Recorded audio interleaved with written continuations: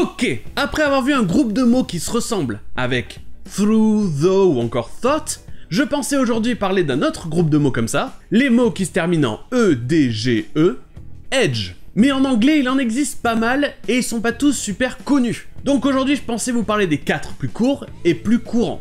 Si je vous parle des 4 mots edge, hedge, ledge et wedge, savez-vous ce qu'ils veulent dire?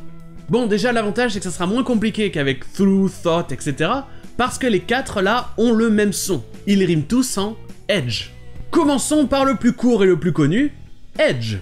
Edge, c'est simplement le bord. Donc par exemple, si vous êtes au bord de quelque chose, vous êtes at the edge of something. Let's lay her down right there at the edge of the reservoir.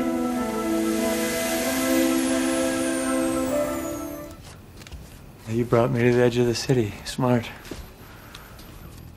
Et il peut arriver de confondre le mot edge avec le deuxième mot dont on va parler, ledge, parce qu'on trouve les deux dans le même contexte. En effet, edge, c'est le bord, mais ledge, c'est le rebord.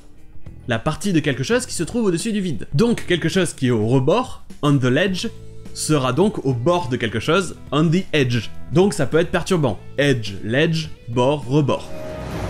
Hey, watch that ledge, watch the ledge. Wait, look, come on. Et d'ailleurs, le mot ledge n'a rien à voir avec la fin des mots knowledge, la connaissance, ou encore acknowledge, reconnaître quelque chose. C'est une coïncidence. In Espanol, my nickname is El Tigre Chino! Because my knowledge will bite her face off. Hedge, c'est simplement une haie. C'est une suite d'arbres et de buissons qui forment une haie. Your hedge needs trimming. Et enfin, nous avons wedge. C'est une cale en forme de triangle qui permet de coincer quelque chose. Ou alors c'est un coin, un triangle de métal sur lequel vous tapez avec un marteau pour casser du bois. Et comme vous pouvez le voir, ces deux choses ont un point commun, ce sont deux objets triangulaires que l'on enfonce ou coince dans quelque chose. C'est pour ça que le verbe to wedge voudra dire enfoncer ou essayer de caler quelque chose. Very carefully wedge that pebble into the fan to stop it turning. Mais c'est aussi un terme pour d'autres choses triangulaires, comme par exemple une part de gâteau, ou alors les camemberts du Trivial Pursuit. On appelle ça des wedges. 2 of those Russian waters, please. No lime wedges, just cucumber.